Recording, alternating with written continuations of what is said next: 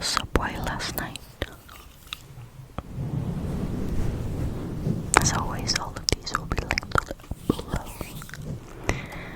Hey, Sleeping Beauty. My eyes fluttered open. I was crumpled in a subway bench, my head resting against the window. By now it was empty, save for the girl who had just spoken. What time is it? I glanced at my phone. 9:32 p.m. Damn it, I had missed my stop. What's the next stop? Franklin. We'll be there in an hour. Franklin. I hadn't heard of that one before. I plopped back down in the seat and stared at the map on the wall. Thompson, Greenville. But I didn't see Franklin. Heard you talking in your sleep, she said, drawing my eyes away from the map. Nice dream. Oh, it was nothing. To my surprise, she grinned, a wide, toothy grin that lit up her face. Ooh, was it a sexy dream?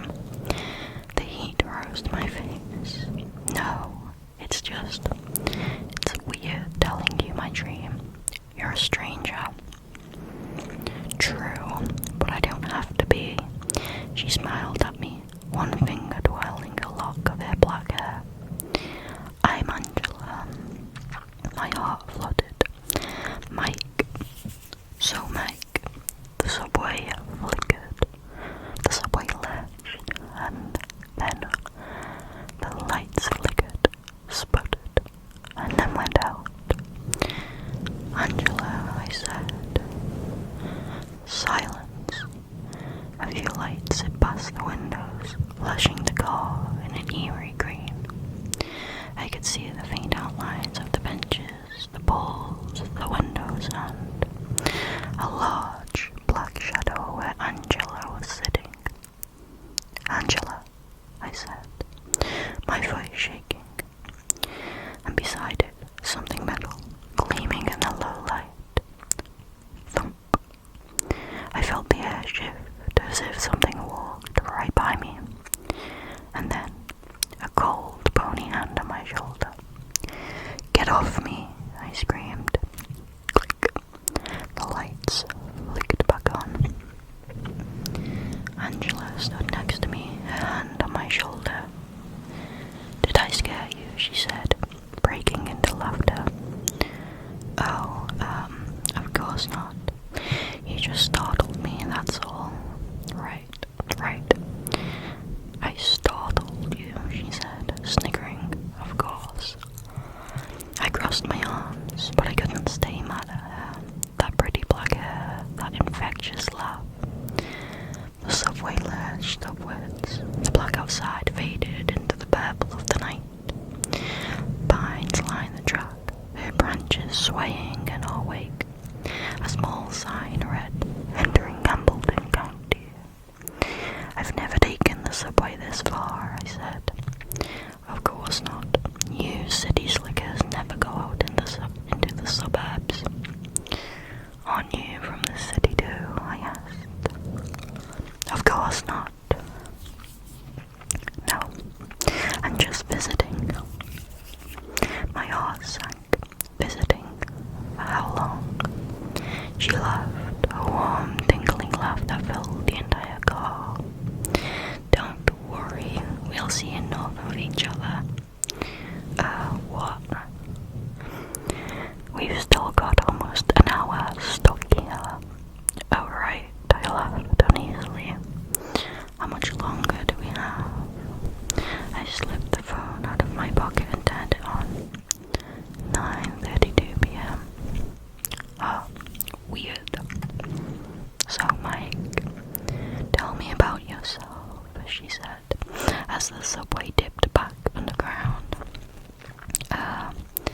I'm 27 years old, an accountant for Bauer and Hofstadter. No, I don't want the standard name, age, job. That's what resumes and obituaries are for. She leaned against me, ever so slightly, and I blushed. Really tell me about yourself, your likes, your hopes,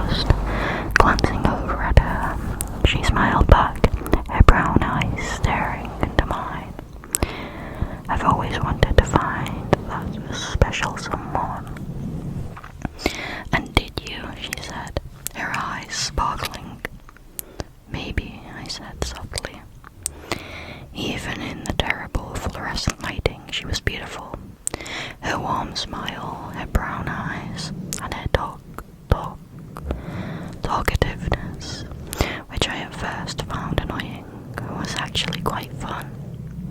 I extended my hand out to hers. The subway lurched. Reflexively, I turned back to the window. The plug faded again as we resurfaced from underground. The pines swayed in the wind and a sign approached. Entering Hambledon County.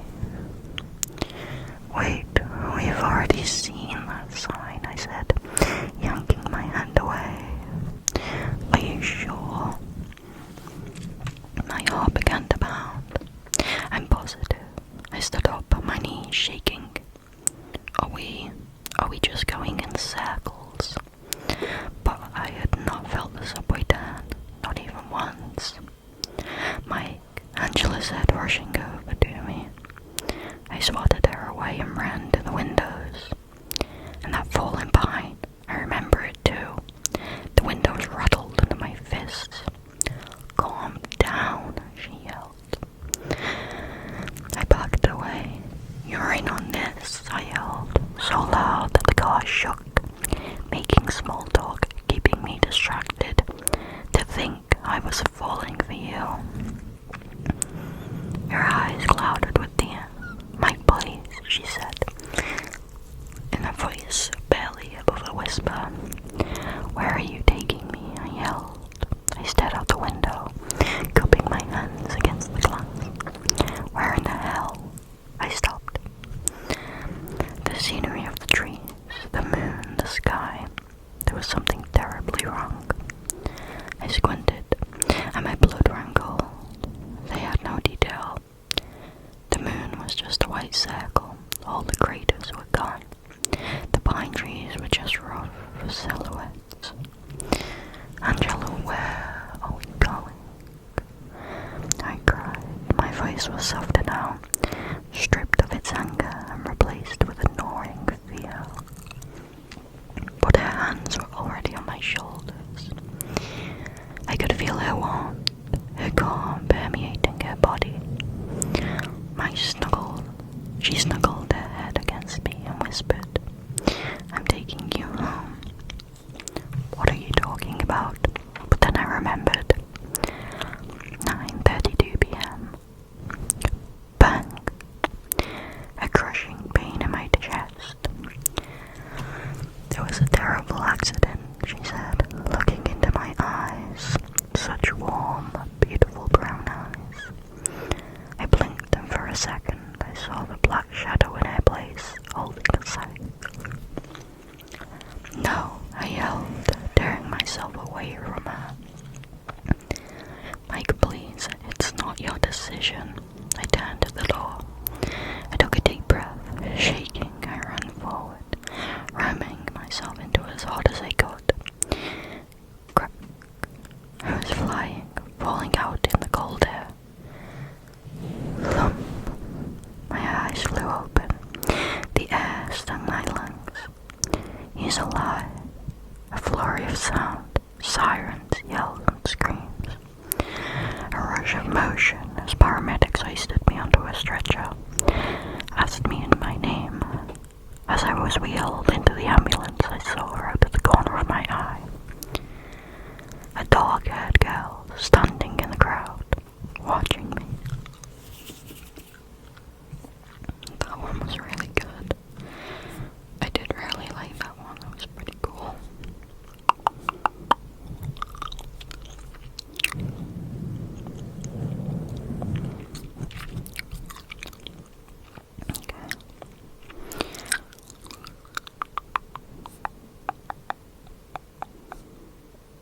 This next one is by Magnet of Weird, and it's titled Something Strange Happened on the Subway. Hey, a gruff voice said. Hey kid. Someone poked my shoulder roughly. I opened my eyes. There was a man sitting next to me. Unkempt beard, rancid breath, and unwashed clothes. Homeless, probably. I don't have any change, I said.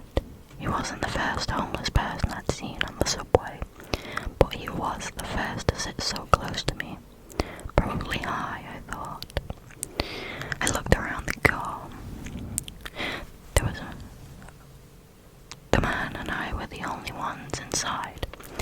Not surprising, as it was pretty late at night. The man chuckled. His teeth were brown. I don't want change. Then what? I got a question, he said. Look, pal, I've had a long day, so I think I'll pass. You sure? He sounded like I'd just turned down the last donut in the box. I'm sure, I said. To make my point clearer, I put my headphones in. Not bothering to play any music, I leaned my head back and shut my eyes again. The train stopped at 2 more stations. I didn't open my eyes, but I didn't hear anyone get into the car, and I could still feel the homeless man sitting next to me. Just one more stop and then I'd be home. Hey, the homeless man said. I ignored it. Hey, he said again.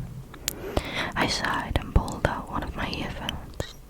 When I opened my eyes, I saw that he was still sitting next to me, but I almost jumped out of my skin when I saw 2 other people who were in the car. A woman in her late 30s and a little girl with pigtails was sitting across from me. The woman, who I assumed was the girl's mother, was reading a magazine with a bored disinterest. The little girl was sucking on a sucker, cherry-flavored, judging by the red smear around her mouth. Her blue eyes were fixed on me. I hadn't heard the 2 come into the car. Weird, I thought. I must have dozed off and missed it. Hey, the homeless man said again, drawing my attention away from the little girl's eyes. What? I said. You want to hear my question? No, I said. But would you leave me be? Suit yourself, he shrugged. I scowled. The guy was really starting to annoy me. I made a show of putting my earphones back in and starting my music, just loud enough to drown the guy out. The little girl was still staring at me intently. We came to another stop. I started to drift off, and then about 10 minutes later, I felt someone shove my shoulder. My annoyance was brimming over into anger, and I sat up to tell the guy off. There were 4 more people on the train. I hadn't heard them get on either, but I'd had my music blasting pretty loud. Still, something didn't feel quite right. The little girl was still staring at me. Her cherry sugar and red smeared lips twitched slightly. Her blue eyes had a strange depth. It seemed if I stared too long, I might forget to breathe. It was a ridiculous thought. I knew this, and I scoffed at the idea, but there was a little voice in the back of my head, a worm of doubt. The homeless man waved his gloved hand in front of my face. I actually did jump and tore my eyes from the little girl. What? I snapped. Do you want to hear my question now? Fine, I said.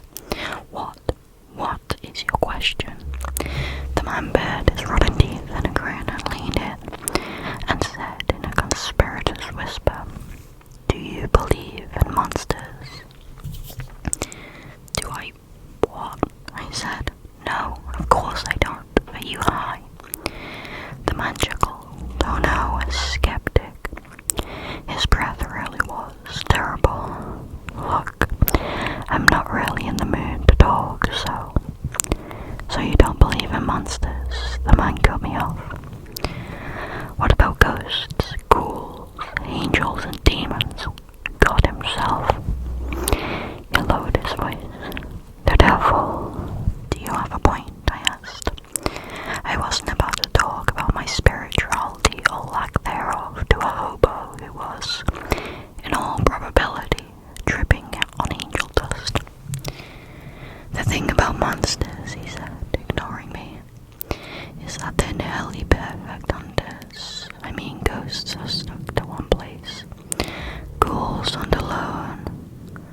Monsters, though, they're like wolves. They have a hierarchy. They're organized, but do you know what makes them most dangerous? Before I could answer, he continued.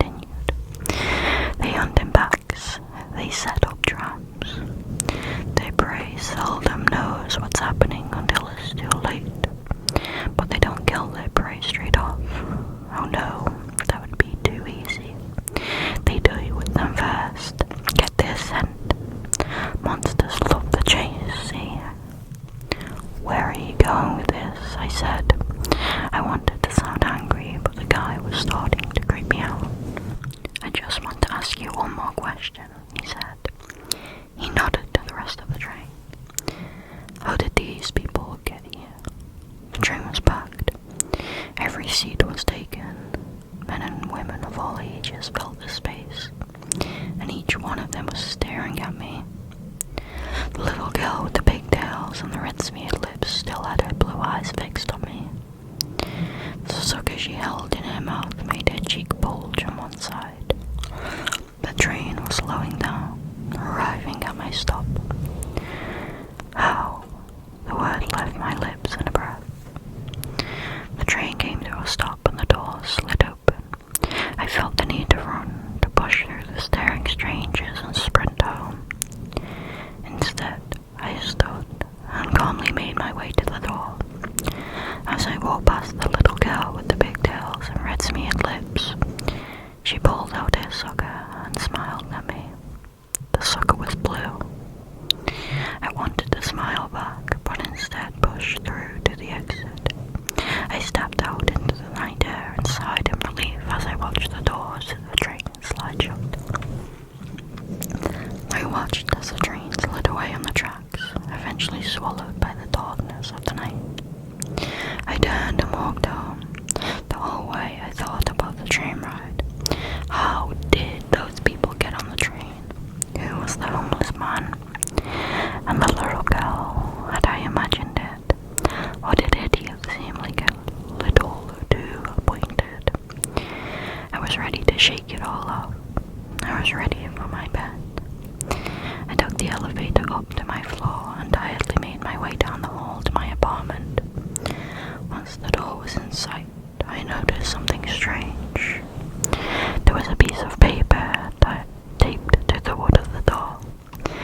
A note scrawled in messy handwriting with only 3 words written. Got your scent.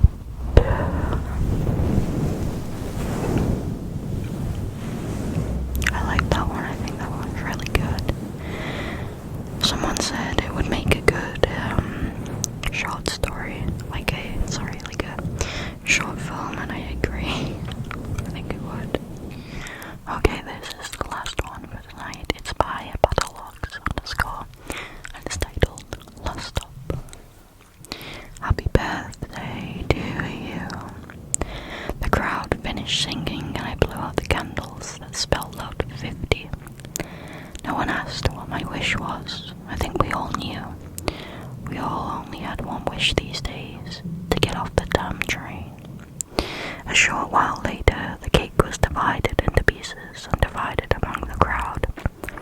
We were finally starting to dwindle in numbers. After 20 long years on the train, many were choosing to leave. Consequences be damned. For we did not know what the consequences are. We all awoke one day sitting in different cars with nothing on us but our clothes and a single note. Whatever you do, don't get off this train until you arrive at the very last stop. The first day had been chaos. Accusations flew about us all. Accusations flew about as all of us tried to figure out how we got on the train. How long we had been there, what happened to our friends and families. Eventually, we figured out there were 50 of us from across the world. No one knew anyone else. There was no single link between any of the 2 people. The first stop came that night. 5 people opted to get off immediately. We still don't know what happened to them. The bravest of us explored the length of the train. The biggest discovery was the dining car, which had been vital to our survival. Every day we would enter the dining car's gallery and find it fully stocked with a surprisingly wide variety of fresh meats, vegetables, fruits, and standard pantry staples. A few passengers tried to stay in the gallery for a whole day to see who restocked it. That day, we went hungry. But the majority of cars were standard passenger cars. There was the coach car we awoke in, a handful of lounge cars, and enough sleeper cars for everyone to have a bed at night. My personal favourite was the observation deck, which sat at the back of the train. It provided an excellent view of the landscapes we rolled through, and more importantly, had a consistently stocked bar. The landscapes were beautiful. The first day we saw endless rolling plains dotted with herds of buffalo. Since then, We've travelled through snow-covered mountains, blinding deserts, dark forests, and almost any other type of terrain you can think of except a city. There was even one awful month where we got stuck in an Arctic wasteland for just under 28 days. 6 people got off the train at the next stop, the largest group that left at one time. That month was also the longest we had gone without a stop. Most often, there was at least one stop a week, though the time between stops varied widely, and the duration of the stop changed often, sometimes lasting a few minutes, and once lasting for an entire day. During one terrifying week, we had almost one 5-minute stop every hour. It felt like being on a subway in the city. But there was no city. There never had been any, not even a building or the slightest sign of civilization other than the train, the tracks, and the stops. What are you thinking about, Jim? Kelly asked as I stared out the window. Who says I'm thinking? I replied with a slight smile. You haven't touched your cake, she pointed out, and you always stare out the window when you're feeling down. I'm getting too predictable. We've been interacting pretty regularly for 20 years, Jim. It would be more ridiculous if you weren't predictable. I grunted and continued to stare out at the windows. Today was like the first day. Rolling blades, but this time with mountains visible in the distance. You're thinking about them, she asked quietly. It's been 20 years, like you said. Do they even remember me? Oh no, time has passed at all. We just don't know, she sighed. Perhaps not, but we're aging, are we not? I scratched my scruffy beard. It had begun to turn grey a few years before, and it seemed like I found a new wrinkle every day. It would only make sense for time to pass in the real world. It does, Kelly admitted, but I can hope. I rubbed my own eyes tiredly. I want to, I really do, but you're not thinking you want to get off, do you? She asked, eyes widening. I remained silent. Oh, Jim, she wrapped her arms around me, and I could feel tears begin to soak into my shirt. I have a family out there, Kelly. I have to try. What if you die? You can't take that risk. It's 20 years today. Maybe that's the end.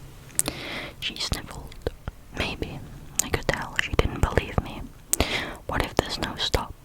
There will be, I said. There's always a stop at the hard moments, after the Arctic. At 1 year, 5 years, 10 years, there will be one. The train squealed to a stop later that night, just as I thought it would. The rest of the passengers, now only 12, not including myself, gathered around the door silently. I took a deep breath. Look at me when you get off. Look me up when you get off, I said. I'm not dying here, even if this isn't the last stop. I stepped onto the platform, my feet touching solid ground for the first time in 20 years. I looked around at the plains and mountains, took a deep breath, closed my eyes and stood for a moment. Within a few seconds, the train began to whoosh and the wheels slowly spun into action. I had failed. It was not that train's last stop. I opened my eyes, feeling strangely calm. The plane had disappeared. I was standing outside my old house. It had changed over the last 20 years. The sidewalk was a bit more worn and the sliding door was a new colour. And the siding was a new colour, As I had thought, 20 years of my life had gone. I sighed and stuck my hands into my pocket. There was a new slip of paper. Whatever stop you get off at is your last stop. I let the paper fall to the ground.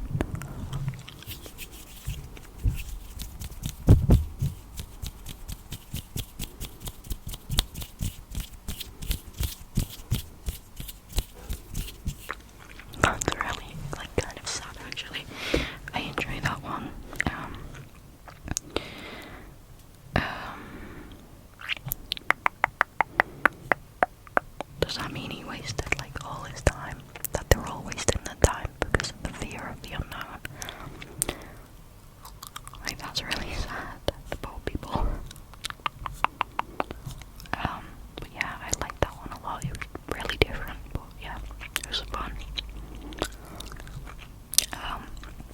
of reminds me a bit of the Doctor Who episode